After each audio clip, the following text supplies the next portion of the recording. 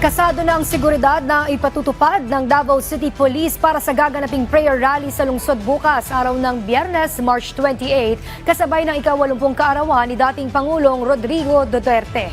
Sa programang Mike Abe Live, ibinahagi ni Davao City Police spokesperson, Police Captain Hazel Tuazon, na 1,800 personnel ang kanilang ipakakalat para bantayan ang nasa 100,000 kataong inaasahang dadagsa sa Davao City Freedom Park.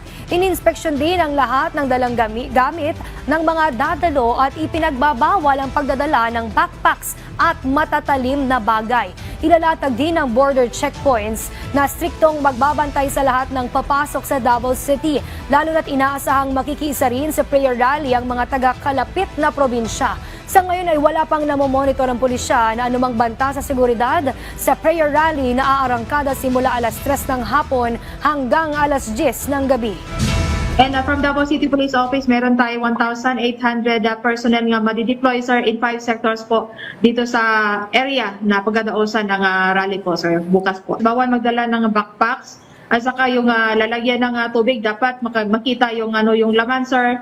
Bladed weapon inside the event, sir, is bawal talaga. And then meron tayo mga dedicated PNP personnel na mag-check na mga makikita na pinababawal, sir.